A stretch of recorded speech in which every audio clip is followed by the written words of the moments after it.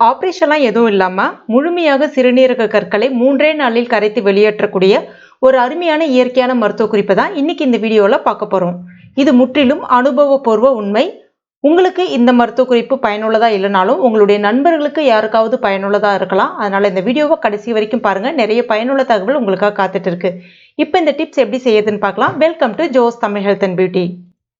இந்த செடிக்கு பெயர் ரணகல்லி அப்படின்னு சொல்லுவாங்க. இந்த செடிக்கு நாங்கள் எங்கே போகிறது அப்படின்னு நீங்கள் கவலைப்படவே வேண்டாம். நேராக நர்சரிக்கு போங்க. அதாவது உங்கள் பக்கத்தில் இருக்கக்கூடிய நர்சரி எதுக்காவது ஒன்று போங்க.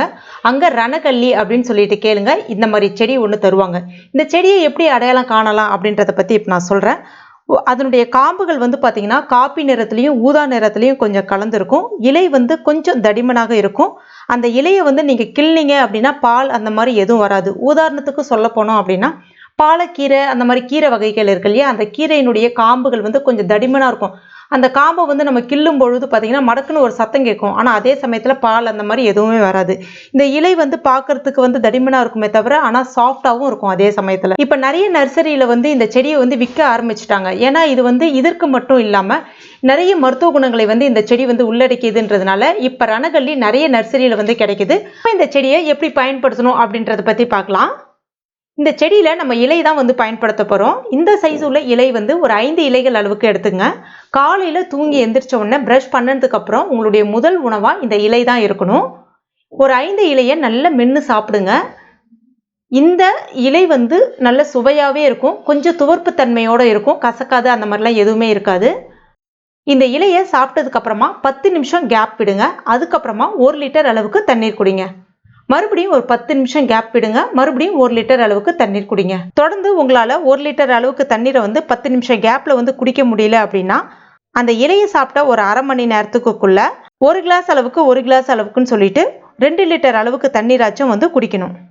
இதற்கு இடைப்பட்ட நேரத்தில் எந்த விதமான வேறு உணவுமே நீங்கள் எடுக்கக்கூடாது. எப்போ எடுக்கணும் அப்படின்னு பார்த்தீங்கன்னா நீங்கள் குடித்த இந்த தண்ணீர் முழுவதுமாக சிறுநீராக வெளியேறும் வரை எந்த உணவுமே எடுக்கக்கூடாது. உதாரணத்துக்கு இந்த தண்ணீர் குடிச்ச பிறகு 1 மணி நேரத்தில் சிறுநீர் வந்து வெளியேற ஆரம்பிச்சிரும். அதுக்கப்புறமா உங்களுடைய காலை உணவாக இருக்கட்டும் இல்லை எந்த விதமான உணவாக கூட நீங்கள் எடுத்துக்கலாம். அது மற்றபடி எந்த விதமான பிரச்சனையுமே கிடையாது.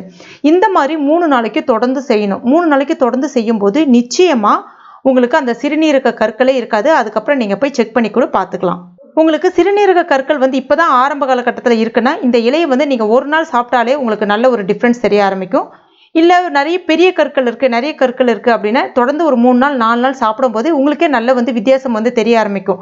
அதனால் ஏற்படக்கூடிய வலி எதுவுமே இருக்காது உங்களுக்கு. அதுக்கப்புறம் கூட நீங்கள் போய் ஸ்கேன் பண்ணி பார்த்துக்கலாம். இப்போ நிறைய பேர் வீடுகளில் இந்த ரணகல்லி செடி வந்து வளர்க்க ஆரம்பிச்சிட்டாங்க. அதுலேருந்து ஒரு கிளையை வந்து உடச்சிட்டு வந்து கூட நம்ம வீட்டு தொட்டிகளில் வந்து வளர்க்கலாம். இல்லைன்னா நர்சரியில் செடியாக வாங்கிட்டு வந்து கூட நீங்கள் வந்து தொட்டியில் வந்து வளர்க்கலாம். இந்த செடியினுடைய விலை வந்து பார்த்தீங்கன்னா கிட்டத்தட்ட ஒரு 50 ரூபா அவ்வளோதான் இருக்கும்.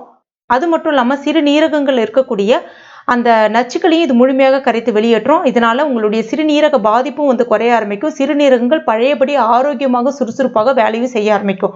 அந்த அளவுக்கு அதிகப்படியான மருத்துவ குணங்களை உள்ளடக்கியது இது. கண்டிப்பாக நீங்கள் ட்ரை பண்ணி பாருங்க. ட்ரை பண்ணிட்டு மறக்காம எனக்கு கமெண்ட் பண்ணுங்க. இந்த வீடியோ பிடிச்சிருந்தா லைக் பண்ணுங்க. உங்க நண்பர்கள் மற்றும் ஃபேமிலி மெம்பர்ஸ் கூட மறக்காம ஷேர் பண்ணுங்க. மேலும் இது போன்ற பயனுள்ள குறிப்புகளுக்கு நம்ம சேனலை இது வரைக்கும் நீங்க சப்ஸ்கிரைப் பண்ணாத நண்பர்களாக இருந்தீங்கன்னா உடனே சப்ஸ்கிரைப் பண்ணீங்க. கூடவே மறக்காம அந்த பெல் நோட்டிஃபிகேஷன் சிம்பிளி பிரஸ் பண்ணுங்க. தேங்க்யூ.